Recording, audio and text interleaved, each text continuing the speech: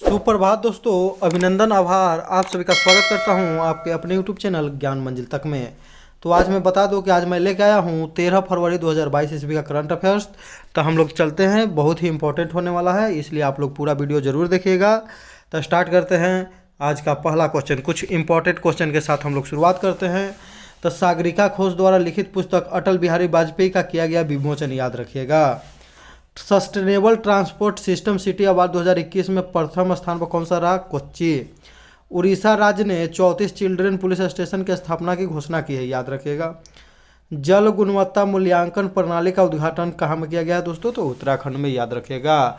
यहीं पर जो है भारत का सबसे ऊंचा हर्बल पार्क भी खोला गया है, जो कि बिहार दरोगा के पीटी एग्जाम में भी पूछा गया। प्रत्येक घर के लिए ओडीएफ, याद रखिएगा, यानी खुले में शौच मुक्त और बिजली हासिल करने वाला पहला राज्य कौन है दोस्तों? तो गोवा। भारत बिजली नहीं जल हासिल करने वाला दोस्तों, जल हो जाएगा, बिजली नहीं जल। भारत के पहले radio over internet protocol system का उद्घाटन कोलकाता में किया गया। श्यामा प्रसाद मुखर्जी बंदरगाह, कोलकाता बंदरगाह का नया नाम। कोलकाता बंदरगाह किस नदी के किनारे स्थित है दोस्तों? तो हुगली नदी, याद रखिएगा। 51वां दादा साहब फाल्के पुरस्कार किसे दिया गया? रजनीकांत को। किसने अपनी नई संकलन राइटिंग फॉर माई लाइफ पुस्तक लॉन्च किया है? तो रस्किन बॉन्ड, याद रखें। र से राइटिंग, र से रस्किन बॉन्ड। बहुत ही इंपॉर्टेंट क्वेश्चन है दोस्तों। न्यूनतम गणतंत्र देश अभी विश्व का कौन बना है दोस्तों? तो बारबाडोस, जो 2021 में गणतंत्र बना। अब पहले राष्ट्रपति कौन बने? तो सेंड्रा मेसन, याद रखिएगा। गणतंत्र देश किसे कहते हैं दोस्तों? जहाँ का जो है राष्ट्र प्रमुख का निर्वाचन होता है, लोगों के द्वारा चुना जाता है, उसे गणतंत्र कहते हैं। जहाँ पर वंशानुगत है वो उसको गणतंत्र नहीं कहते दोस्तों। जैसे कि वंशानुगत कहाँ नहीं है? तो ये वंशानुगत नहीं है, जापान में नहीं है दोस्तों, इंग्लैंड में नहीं है, तो वो गणतंत्र देश नहीं है। अमेरिका के पूर्व राष्ट्रपति डोनाल्ड ट्रंप ने अपना खुद का सोशल मीडिया ऐप लॉन्च किया, उसका क्या नाम है दोस्तों? तो ट्रूथ सोशल, याद रखिएगा, नाम है ट्रूथ सोशल। आज का पहला क्वेश्चन हो जाएगा दोस्तों, हम लोग देखेंगे। आज का पहला क्वेश्चन है कि स्माइल योजना के संदर्भ में कौन सा कथन सही है? तो स्माइल योजना, इसका शुभारंभ 12 फरवरी 2022 को किया गया। वेरी गुड, ये भी सही है। इसका पूरा नाम support for marginalised individual for livelihood and enterprise, ये भी सही है। इसका उद्देश्य हाशिए पर खड़े व्यक्तियों को आजीविका और उद्यम के रूप में मदद करना, यह भी सही है। तो इसका सही ऑप्शन हो जाएगा दोस्तों उपयुक्त सभी, यानी कि ऑप्शन नंबर डी इसका सही हो जाएगा, उपयुक्त सभी। तो याद रखिएगा स्माइल योजना। इसमें जो दोस्तों इसका उद्घाटन सामाजिक न्याय एवं अधिकारिता मंत्री जो है वीरेंद्र कुमार सिंह, उसके द्वारा किया गया है। ट्रांसजेंडर, जिसमें दो समुदाय, ट्रांसजेंडर समुदाय और भीख मांगने वाला समुदाय, जिसे हाशिए पर समुदाय कहा जाता है, उसके लिए ये सब बात किया गया है। भारत का पहला ट्रांसजेंडर यूनिवर्सिटी कहाँ में बन रहा है दोस्तों? तो कुशीनगर, उत्तर प्रदेश। हाल ही में कुशीनगर एयरपोर्ट बना है दोस्तों, अंतर्राष्ट्रीय एयरपोर्ट, जिस पर सबसे पहले किस देश से फ्लाइट आया? तो आया है श्रीलंका से दोस्तों, याद रखिएगा, श्रीलंका। महात्मा बुद्ध की मृत्यु कहाँ हुई थी दोस्तों? तो कुशीनगर में, याद रखिएगा। समलैंगिकता अपराध नहीं है, आईपीसी धारा 377 में कहा गया है, इंडियन पेनल कोड में। किस केस में? तो नवतेज कौर केस, याद रखिएगा, नवतेज कौर केस। निजता का अधिकार मौलिक अधिकार है, यह है पुट्टा स्वामी केस में कहा गया है।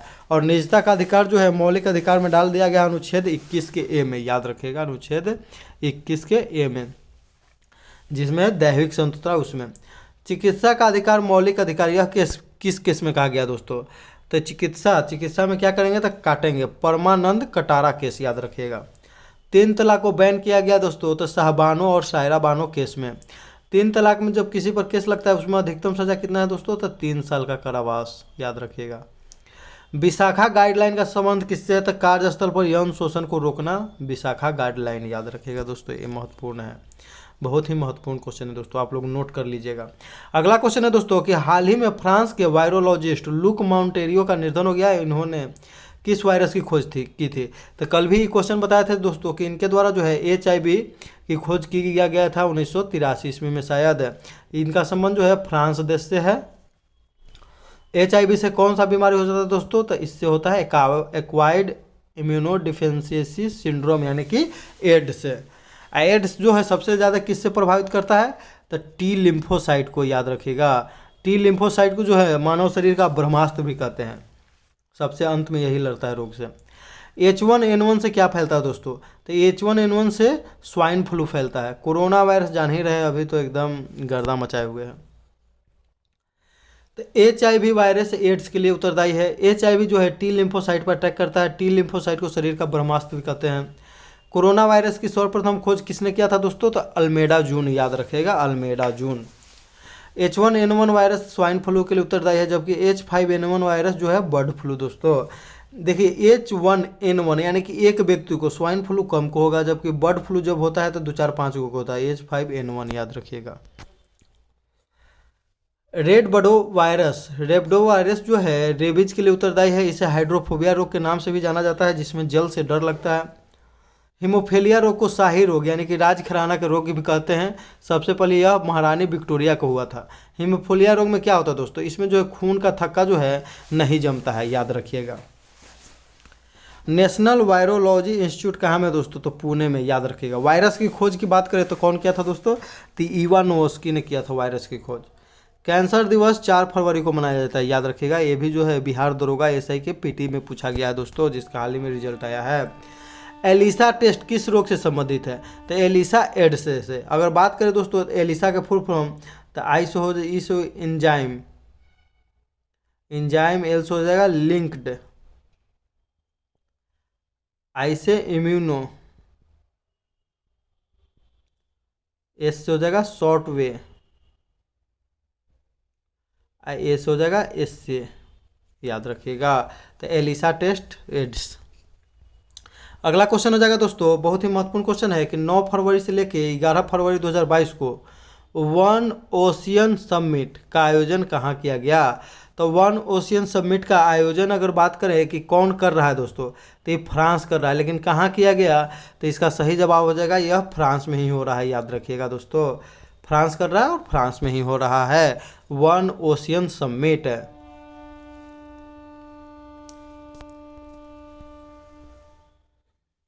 इसमें सहयोग कौन कर रहा है दोस्तों? तो विश्व बैंक और संयुक्त राष्ट्र संघ। संयुक्त राष्ट्र संघ के मुख्यालय की बात करें दोस्तों तो न्यूयॉर्क में है, जबकि विश्व बैंक का मुख्यालय की बात करें तो यह कहाँ में है? तो वाशिंगटन DC।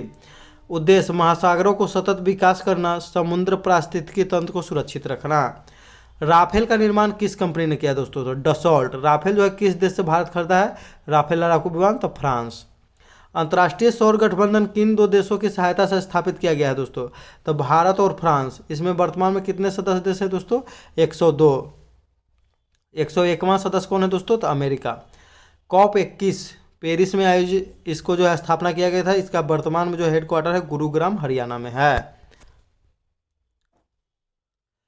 प्रोजेक्ट 75 दोस्तों फ्रांस देश की सहायता से चलाया जा रहा है भारत में, जिसमें स्कॉर्पियन क्लास के 6 पनडुब्बी का निर्माण मझगांव डॉकयार्ड लिमिटेड मुंबई में किया जा रहा है, जिसमें कलवरी, खंदेरी, करंज, बेला, बागीर और बाजसीर।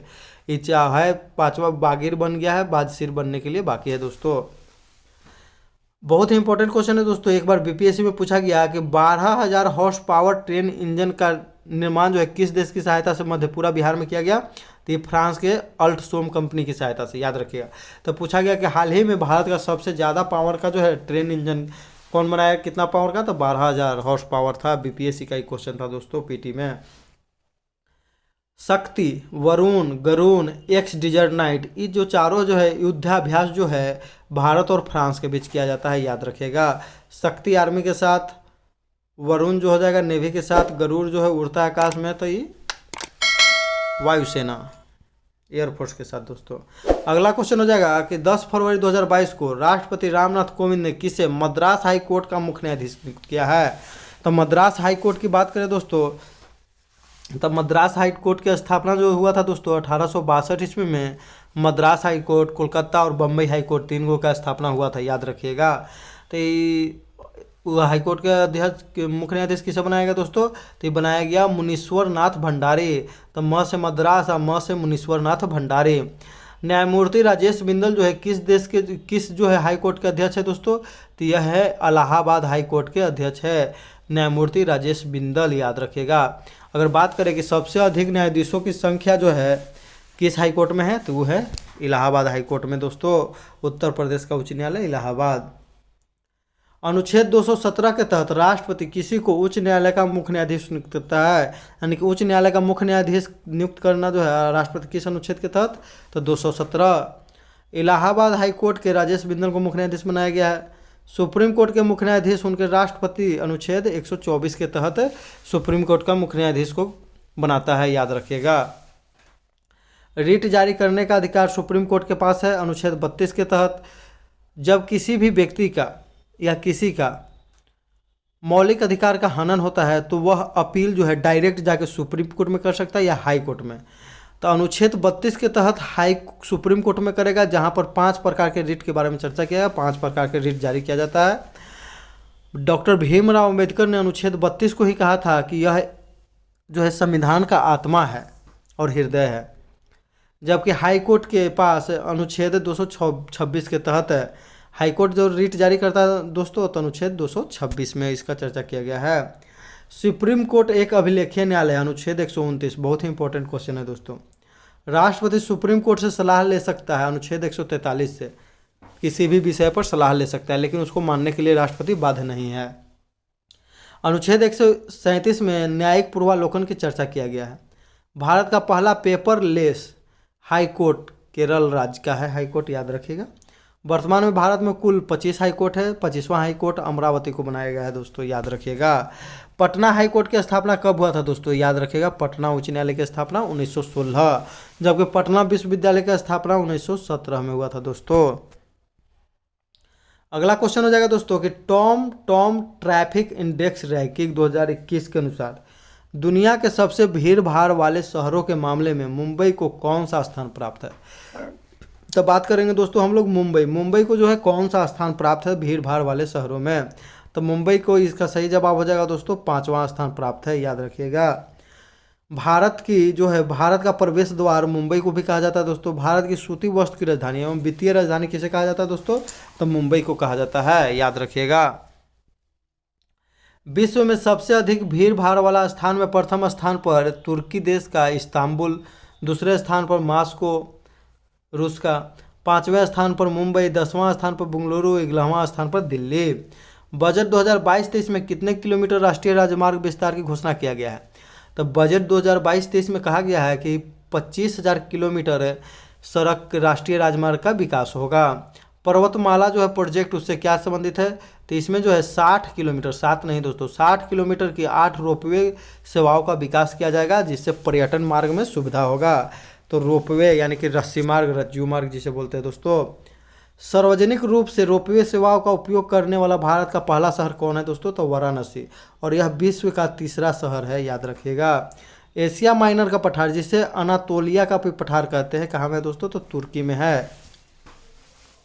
विश्व के सर्वाधिक लवणता वाली झील वान झील तुर्की में है दोस्तों। तुर्की यूरोप और एशिया में स्थित है। तुर्की थोड़ा गरीब देश है, इसीलिए तुर्की को जो है यूरोप का मरीज कहते हैं दोस्तों। पहले चीन को भी एशिया का मरीज कहा जाता था दोस्तों, याद रखिएगा।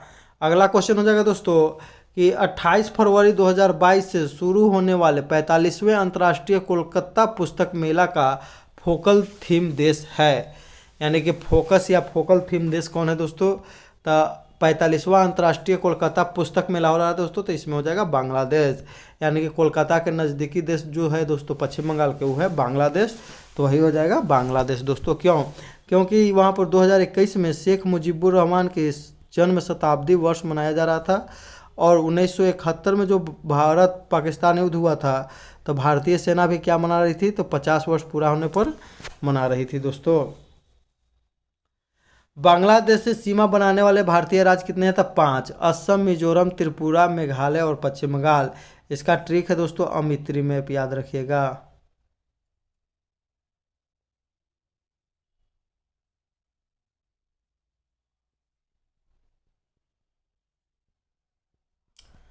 अ से असम, मी से मिजोरम, त्रि से त्रिपुरा, मे से मेघालय, प से पश्चिम बंगाल। तीनों ओर से बांग्लादेश से घिरा हुआ राज्य कौन है दोस्तों, तो वह है त्रिपुरा, याद रखिएगा। बांग्लादेश की राजधानी ढाका, मुद्रा क्या है, टाका। जातीय संसद वहाँ का जो है संसद का नाम है। 1971 के युद्ध में कराची बंदरगाह को नष्ट करने के लिए भारतीय नौसेना के द्वारा ट्राइडेंट ऑपरेशन चलाया गया था, याद रखिएगा, ऑपरेशन त्रिशूल जिसे बोला गया। 4 दिसंबर 1971 को जो है कराची बंदरगाह को नष्ट कर दिया गया, इसीलिए 4 दिसंबर को नौसेना दिवस भारत में मनाया जाता है दोस्तों, याद रखिएगा। अगला क्वेश्चन हो जाएगा दोस्तों कि हाल ही में कहां पर 3 दशकों के बाद तितली के दुर्लभ प्रजाति सदर डफर को देखा गया है? तो डफर है एकदम माने गिरा हुआ चीज़ है, याद रखिएगा। तो इसको कहाँ देखा गया दोस्तों? तो नीलगिरी। गिरा हुआ चीज़ कहाँ मिलेगा? तो नीलगिरी में ही मिलेगा। नीलगिरी को ब्लू माउंटेन के नाम से भी जानते हैं दोस्तों। अगर नीलगिरी पर्वतमाला जो है पूर्वी घाट और पश्चिमी घाट का मिलन स्थल पूछा जाए तो वो हो जाएगा नीलगिरी दोस्तों।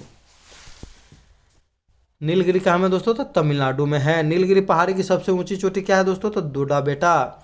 टोटा जनजाति कहाँ निवास करती है? तो नीलगिरी पहाड़ी पर है। तो याद रखिएगा टो से टोडा, नी से नीलगिरी पहाड़ी।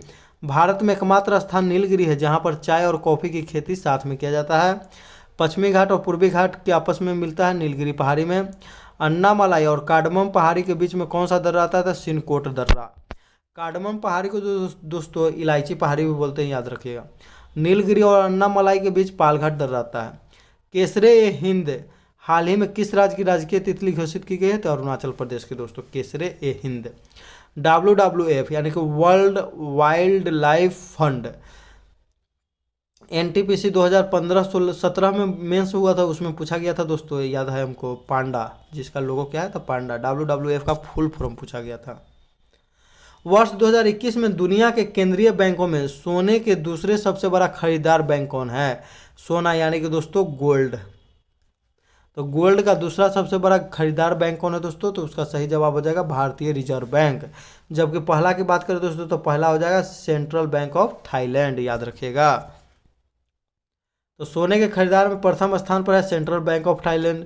सबसे तन्य धातु कौन है दोस्तों? तो सोना। धातुओं का राजा किसे कहते हैं दोस्तों? तो सोना को ही कहते हैं धातुओं का राजा भी। सोना का जो दोस्तों आभूषण बनाते समय उसमें क्या मिलाया जाता है दोस्तों? तो तांबा। शुद्ध सोना में 24 कैरेट होता है, जबकि 18 कैरेट सोना में 75% शुद्ध सोना होता है। एशिया का सबसे पुराना stock exchange Mumbai stock exchange की स्थापना 1875 में दोस्तों। बिहार का एकमात्र स्टॉक एक्सचेंज का नाम क्या है? तो मगध स्टॉक एक्सचेंज, जो कि पटना में स्थित है दोस्तों। अगला क्वेश्चन हो जाएगा कि National Centre of Excellence in Carbon Capture and Utilisation किस संस्था ने स्थापित की जा रही है? एक बार अच्छा से देख लीजिए कि National Centre for Excellence in Carbon Capture and Utilisation किस संस्था में स्थापित की जा रही है? तो इसकी स्थापना जो दोस्तों IIT बॉम्बे में किया जा रहा है, याद रखिएगा। IIT बॉम्बे यानी कि कार्बन को कैप्चर करेगा, याद रखिएगा। ग्रीन हाउस गैस में सबसे ज़्यादा दोस्तों कार्बन आता है, याद रखिएगा। भारत ने अपने यहाँ कार्बन शून्य उत्पादन का लक्ष्य 2070 रखा है। ग्रीन हाउस गैस उत्सर्जन के कम करने के लिए कौन सा प्रोटोकॉल? तो 1997 में आया था क्योटो प्रोटोकॉल। तो ग्रीन हाउस गैस में सबसे प्रमुख है कार्बन। तो कैसे कार्बन, कैसे क्योटो प्रोटोकॉल हुआ था, लागू हुआ 2005 में। COP 26 2021 में ग्लासगो स्कॉटलैंड में हुआ, याद रखिएगा दोस्तों।